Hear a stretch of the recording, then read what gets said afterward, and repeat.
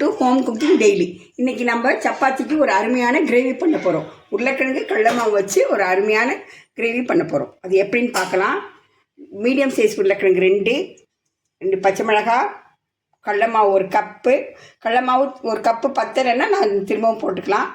கரம் மசாலா, தயிர், தக்காளி, ரெண்டு மீடியம் சைஸ் தக்காளி ரெண்டு மீடியம் சைஸ் வெங்காயம் 3, இஞ்சி ஒரு பிஞ்சு 5, வெள்ளைப்பூண்டு 2 பச்சை மிளகாய், ஒரு பிரியாணி இலை, பெருங்காயம், ஓமம், கஸ்தூரி மேத்தி, வெள்ளை எள்ளு, மல்லித்தூள், மிளகாத்தூள், மஞ்சத்தூள்.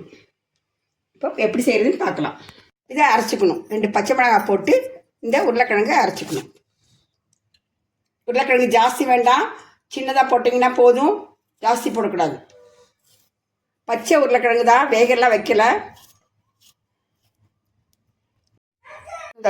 இது கூட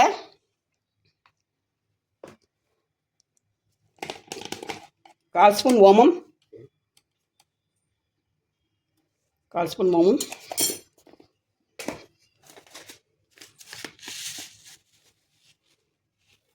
வெள்ளை ஒரு 2 டீஸ்பூன்,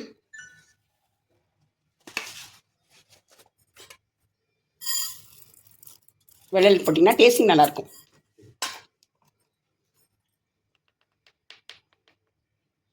கரம் மசாலா 1/2 ஸ்பூன்,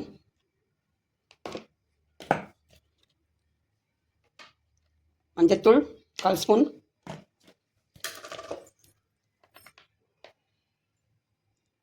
மல்லித்தூள் 1/2 ஸ்பூன், மிளகாத்தூள் 1/2 ஸ்பூன். இதெல்லாம் போட்டு நல்லா கலக்கிங்க தேவையான அளவு. இதை நல்லா மிக்ஸ் பண்ணிக்கிங்க. இப்போது கடல மாவு ஒரு கப் எடுத்துருக்கேன், அதை போட்டு கலக்கிட்டே இருங்க. நல்லா பைண்டிங் வர வரைக்கும் கலக்கணும்.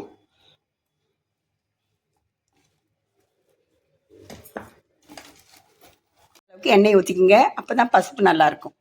எண்ணெய் ஊற்றி இப்போ நல்லா பிசைஞ்சுங்க. உருளைக்கிழங்கு எவ்வளோக்குள்ள கம்மியாக பண்ணுறீங்களோ அவ்வளோக்குள்ள நல்லது. 2 சின்ன மீடியம் சைஸுக்கு உருளைக்கிழங்கு எடுத்துனா கரெக்டாக இருக்கும். ஜாஸ்தி உருளைக்கிழங்கு வேண்டாம். இது கடல மாவு தான் மெயின் இதுக்கு. இப்போ ஷேப் பண்ணி காமிக்கிறேன் பாருங்கள்.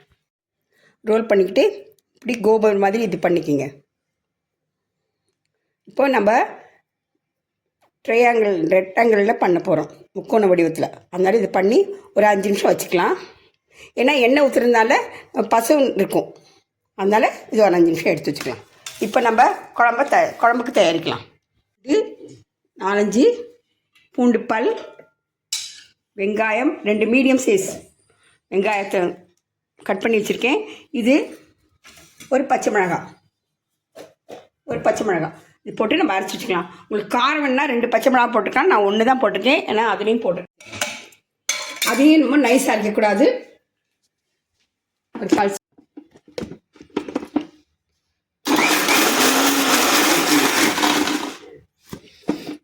இந்த அளவுக்கு போதும், சரியா?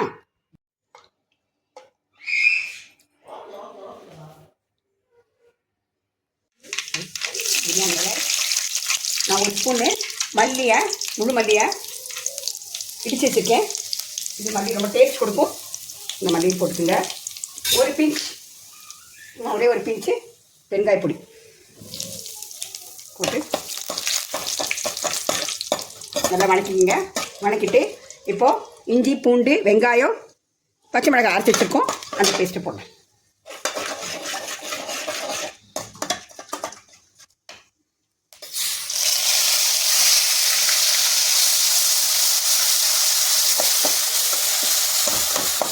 இப்படி இடித்து மல்லி போட்டிங்கன்னா ஒரு ஸ்பூன் அவ்வளோ டேஸ்ட்டாக இருக்கும். வாசனை போன வரைக்கும் வணக்குங்க.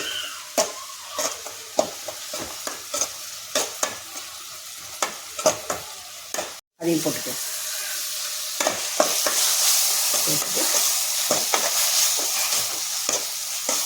வணக்குங்க.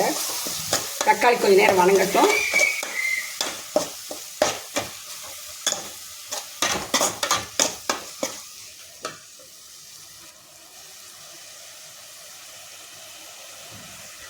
ஒரு 2 1 ஸ்பூன் மஞ்சள்தூள்,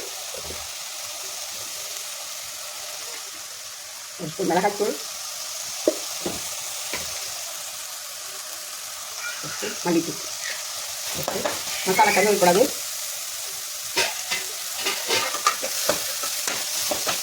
தண்ணி ஊற்றிக்கலாம். தண்ணி ஊற்றி கொஞ்சம் நேரம் மூடுவீங்க. உப்பு போட்டுக்கலாம்.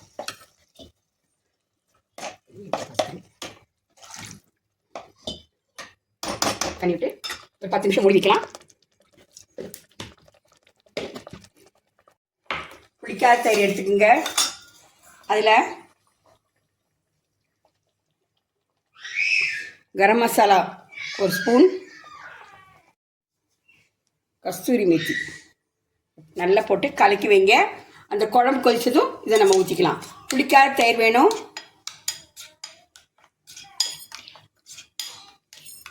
கெட்டி தயிர், புளிக்காத தயிர். ரோல் பண்ணி வச்சுருந்த இதை கட் பண்ணிக்கலாம்.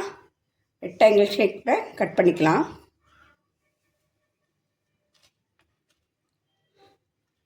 இது கலந்துட்டு உப்பு பார்த்துக்குங்க.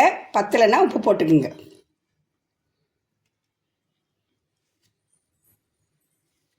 இப்போ குழம்பு நல்லா கொதிச்சு எண்ணெய் பிரிஞ்சு வந்துருச்சு. இப்போ இந்த தயிரை ஊற்றிக்கலாம். கஸ்தூரி மேத்தி நல்லா டேஸ்டிங் கொடுக்கும். கடைகளில் விற்பாங்க. சூப்பரான டேஸ்டிங் கொடுக்கும். இது மாதிரி தான் இருக்கும் கஸ்தூரி மேத்தி. கடைகளில் கேளுங்க. டிபார்ட்மெண்ட் ஸ்டோரில் விற்பாங்க கஸ்தூரி மேத்தி.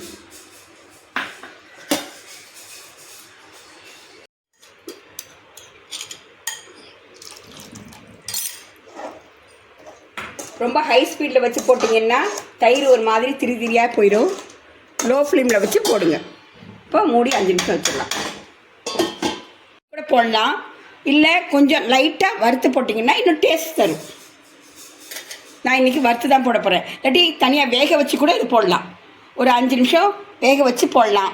நான் இன்றைக்கி லைட்டாக வறுத்து போடுறேன். வறுத்து போட்டால் சீக்கிரம் முடிஞ்சிடும்.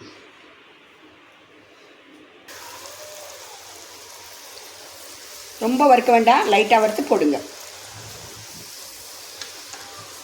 இதை வேக வச்சு போடலாம்.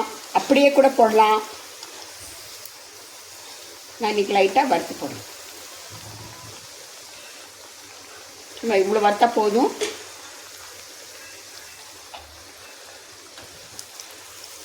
போட்டு எடுத்திங்கன்னா போதும். இப்போது உப்பு போட மறந்துட்டேன். இப்போ உப்பு போடுறேன். 1 ஸ்பூன் உப்பு போட்டுக்குங்க. உங்களுக்கு எவ்வளோ உப்பு பார்த்துட்டு திரும்பவும் போடுங்க. சூப்பராக குழம்பு வெந்துருச்சு.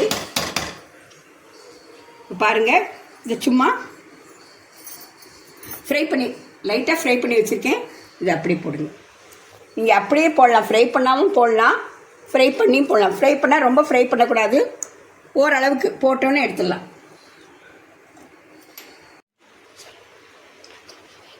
பத்து நிமிஷம் நல்லா வேகணும். இது போட்டுட்டு தண்ணியெல்லாம் சேர்க்காதீங்க.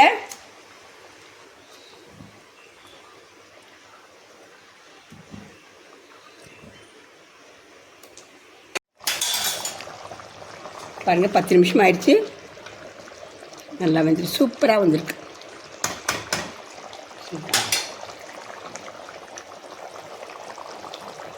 கடைசியில் கொத்தமல்லி தூவி இறக்கிருங்க. உருளைக்கிழங்கும் கடலை மாவும் வச்சு ஒரு நார்த் இந்தியன் டிஷ் குழம்பு சாப்பிட்டு பாருங்கள். டேஸ்ட் பண்ணி பாருங்கள். இப்போ நம்ம இந்த டிஷ்ஷை டேஸ்ட் பண்ணி பார்க்க போகிறோம். பாருங்கள் எவ்வளோ கிறிஸ்பியாக சூப்பராக சாஃப்டாக இருக்குன்னு.